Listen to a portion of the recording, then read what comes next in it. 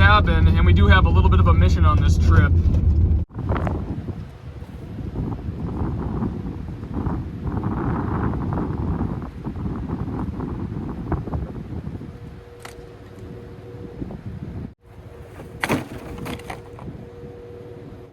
Well, this is where I'm going to leave it.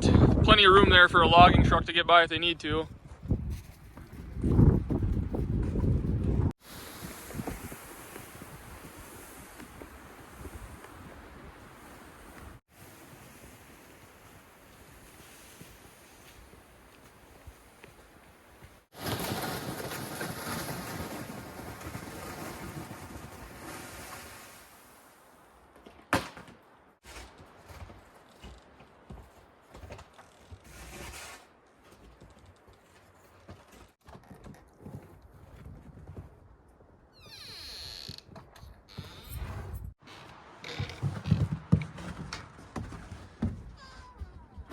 Everything is just how we left it.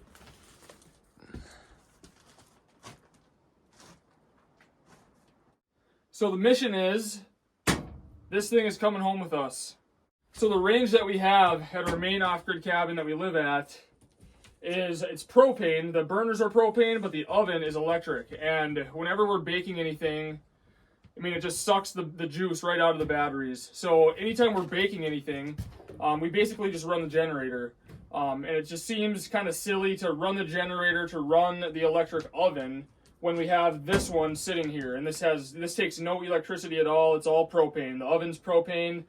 You light everything with a match like I've showed before. So it's just going to be way more efficient and economical to bring this back to our main cabin and then sell the one that we have, the other one that we have. But I could have waited till middle of May or so, end of May, and brought the four-wheeler back in here and then loaded this up on the four-wheeler and drove it out. But sledding it out is not going to be that big of a deal. And plus, we're normally here during the wintertime, and that means that the stove is going, and this is a steel plate stove, so it's awesome to cook on, and we always cook on this. I mean, we hardly ever use the propane range, only if we're lazy or just want to, some things are quicker on that. But I do have one of those little, like Camp Chef propane stoves, and it actually has a little oven in it that you can fit like a 12-inch pizza in or so. That's what we had in the tiny house, so I'm like, we'll just bring that to the log cabin, because that's really all we need here. We don't need a full-size range like that. And like I said, we do most of our cooking on the wood stove anyways. But if we are here during the summer, then we can cook on that Camp Chef one.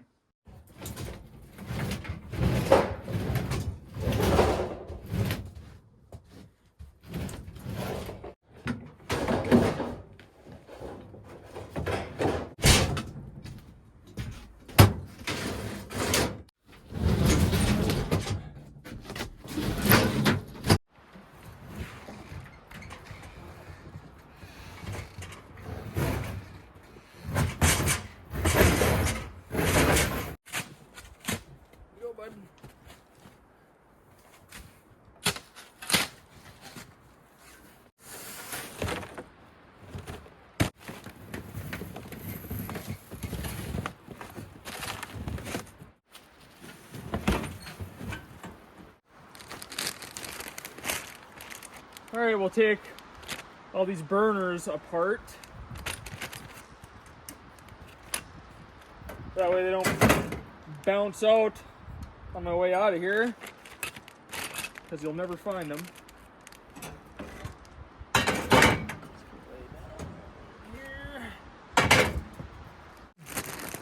All that stuff. All right, so let's see how she pulls.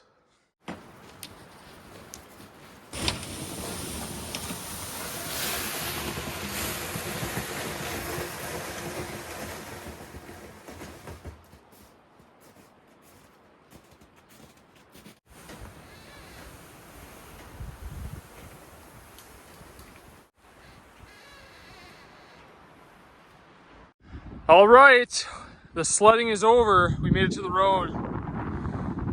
So I'm gonna back my truck up to here now and then get this thing loaded in.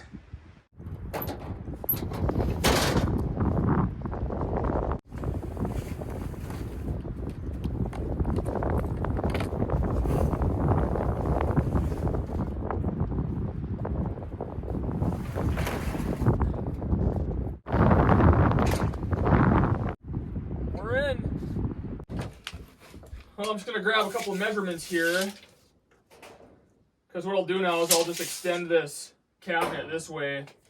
Then that little camshaft oven's only like this tall or so, so I'll just build it in here, and then I'll just have like another little cabinet underneath it. But I can pre-build this at home. That way I don't have to, you know, haul materials out here and then build it. You know, I can already have it built and then just throw it on the four-wheeler or sled it back in.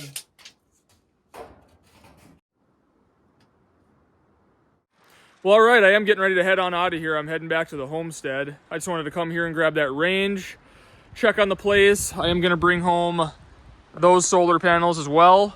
But everything's looking great around here. Sierra and I will be back here soon.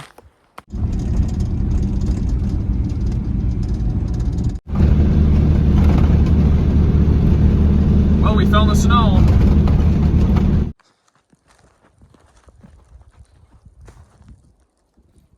Well, first things first, we'll get a fire going.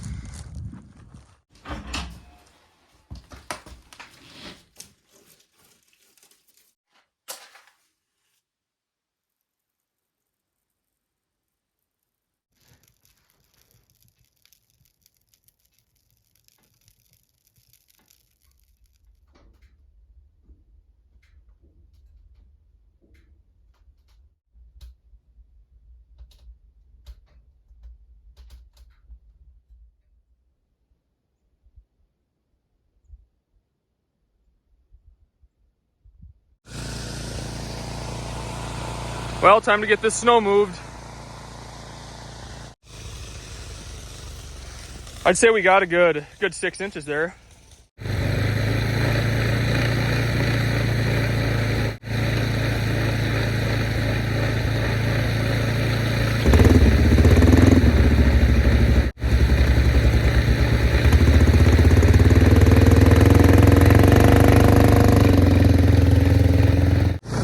So this summer, Sierra and I want to build a storage shed, and we'll probably put it right here, and then off of that storage shed, we'll have a lean-to, and then that's where I can park the four-wheeler underneath, the snow blower, kind of all that stuff.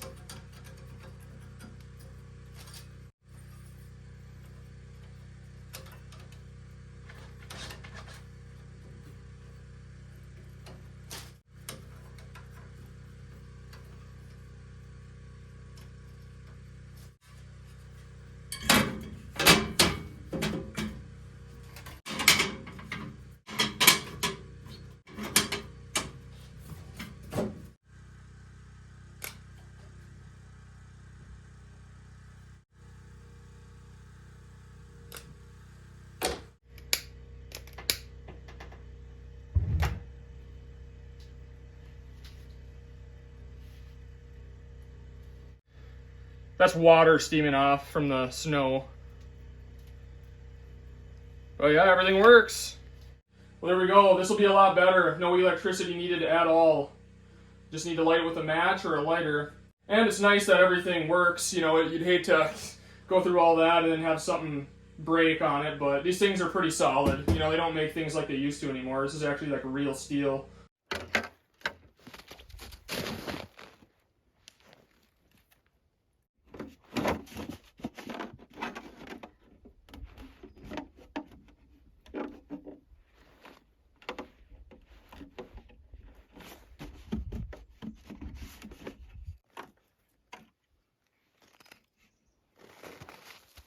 Well, as you can see, I'm tapping some maple trees today. We're finally getting some warmer weather, so I'm going to give it a go.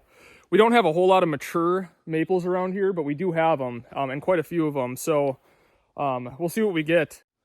A lot of these maples that I'm going to tap are going to get cut down anyways this year for firewood. You can see they're kind of dying out. All the limbs are dead up there. There's a homesteading channel I watch once in a while in Ontario, and they did this with a lot of trees about the same size, a lot of them that were dying, and they're like, well, we're going to give it a try because we're going to kill them, you know, this year anyway for firewood, which is exactly what we're doing. And they actually had some pretty good luck with these, so we'll see what we end up with. There's nothing flowing right now, as you can see here. But I did tap a couple yesterday, and I got just a little bit of flowage out of them. But I'm going to do the rest today, and yeah, stay tuned. It'll be next video probably because they're not flowing today, but we'll see what we end up with. The video I was watching, when they did it, they were like experimenting, so they did like a bunch of taps, you know.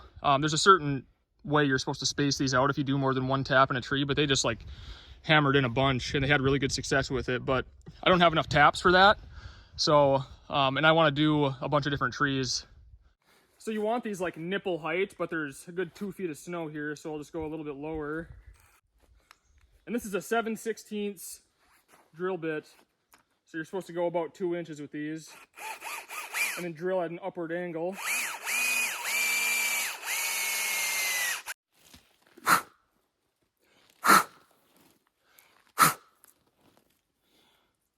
It's a little damp in there, but anyways, we'll tap this thing in.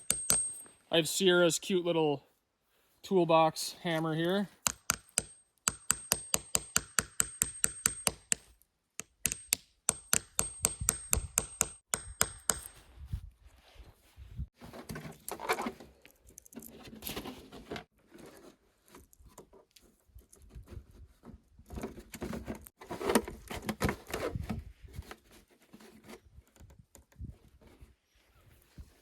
So we're obviously not doing, you know, a large scale operation here. We're just kind of tinkering around, probably throw like 20 of these up, and who knows, maybe get a couple jars of syrup. You can actually tap birch trees as well, and I might do some of that, but it takes a lot of sap to make syrup with birch trees. But the sap does have a lot of nutrients in it, and you can drink it straight up, and it's really good for you, so might do some of that as well. So stay tuned. It'll be fun to see what we end up with as far as maple syrup goes. The baby chicks, we're ordering those right from the hatchery, so we don't know when exactly we're going to get them. We're just kind of, we're going to have to wait to hear from them. And it sounds like it'll be the end of next week. So hopefully next video, we have our new baby chicks. We're really excited to get them, so hopefully we have them in the next video. But as always, I appreciate you guys watching, and we'll see you soon.